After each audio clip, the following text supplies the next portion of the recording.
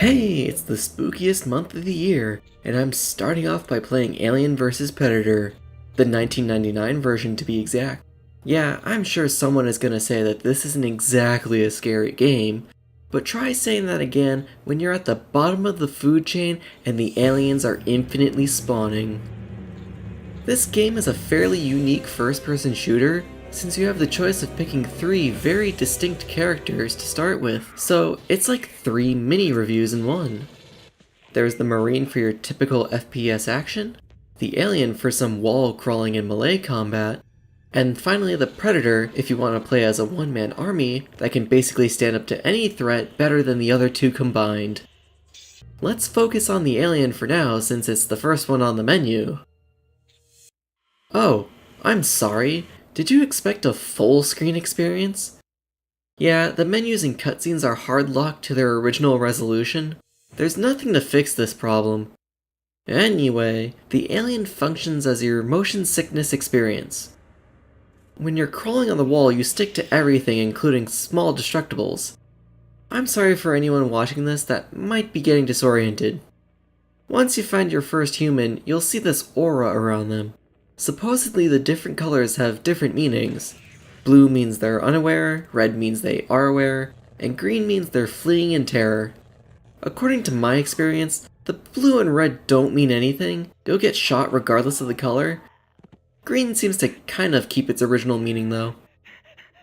Also, you'll notice that my attacks are murdering everything in one shot. It's not the difficulty, I swear. You'll kill everything in one shot regardless of difficulty. The only thing that changes is the number of enemy spawns and how much health you have. This isn't much of a problem for the Alien since you regain health by eating heads. Now, I've only seen the first Alien movie and watched the musical version of Predator, but I don't remember seeing the healing properties of human heads anywhere. I'm not exactly inclined to test this theory out in real life either for obvious legal reasons. But you do have to admit, that show would be a killer Halloween display. I don't know exactly what our objective is as the Alien, and our only way of learning anything is through watching various television monitors throughout the level.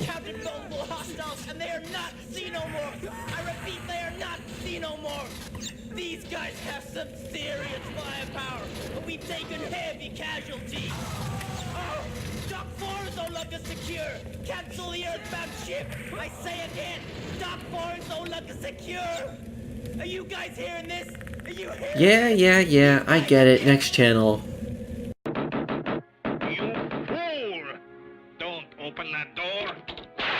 The most I made out of this is we wake up, board a rocket or something, activate a self-destruct on a space station, and take a taxi cab to Earth. Also, there's a fight with at least one Predator on the way. Try to forget what I said earlier about that one-man army thing.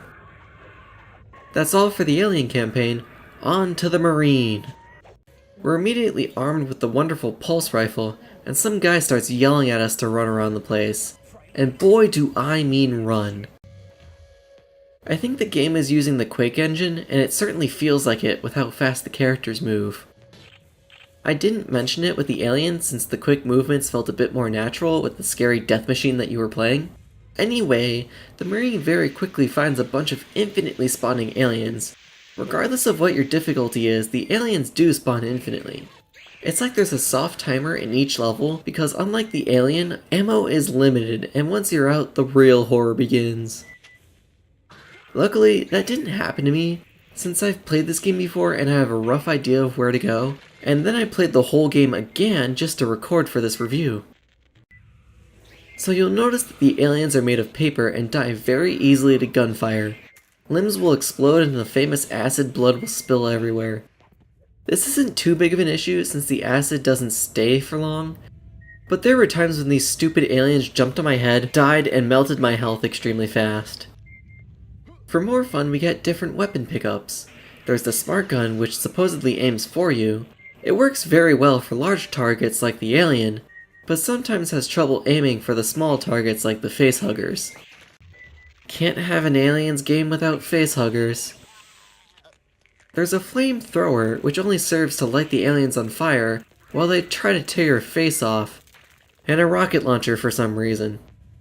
These things want to eat my face. Why would I blow up something that's already in my face? I only used it once, and I don't know if it really did anything. I think you're supposed to save it for the occasional predator since they have higher health pools than the regular aliens, but guns will bring them down easy enough.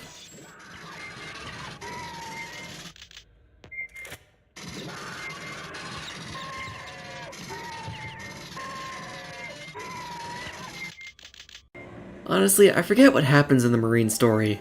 The gameplay is fun enough to carry me along, so I forget about the guy yelling at me. Spoiler alert though, he turns on you at one point, right before a mini-boss, and becomes your friend again right after it dies. I think it's supposed to be the Predator alien thing, but it dies really quickly to the 2 turrets I activated. Time for the actual boss fight at the very end of the campaign. Unlike the alien campaign, the Marine has an actual boss fight. The Queen alien is immune to everything you can throw at her, even exploding missiles. The real way to defeat her is to throw her out the airlock. If you know what you're doing, this takes less than a minute, and you're done with the Marine campaign. On to the Predator campaign. It's not obvious from the moment you start, and it's not really said until the end, but the Predator is hunting down another alien queen. Until then, there's a bunch of humans standing in his way, and regardless of how you hit them, they die in one shot. You might think, okay, the Predator has a spear gun, a shoulder-mounted cannon, and wrist blades. There must be some sort of drawback somewhere. There is.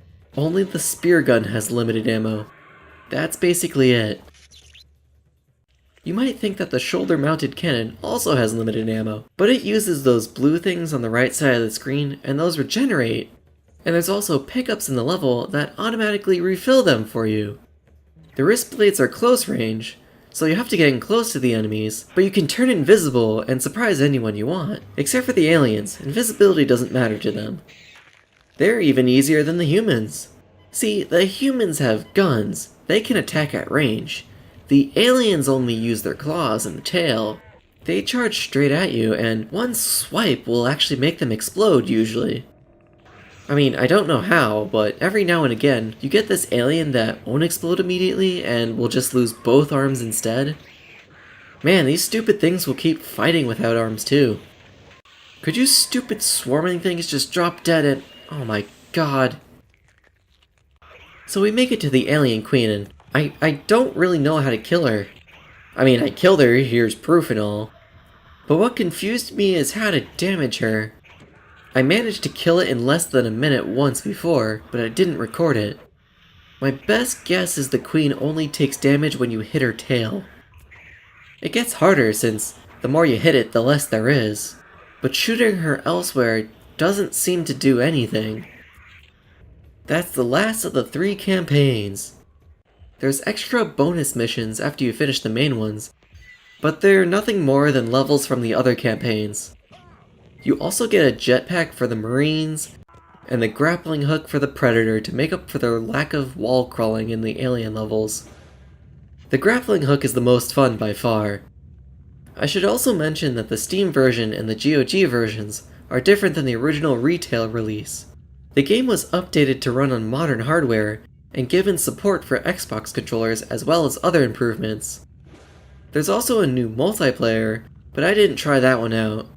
You probably won't immediately find anyone online, but the online community survives in forums where you can easily find someone to play with. You just have to reach out to them. I know the game isn't exactly abandonware either, but the source code for the original game has been released, and if you really want to, and have a computer old enough to run the original version, you can download it and compile it for free and play it that way. I mean, I didn't try it, but, you know,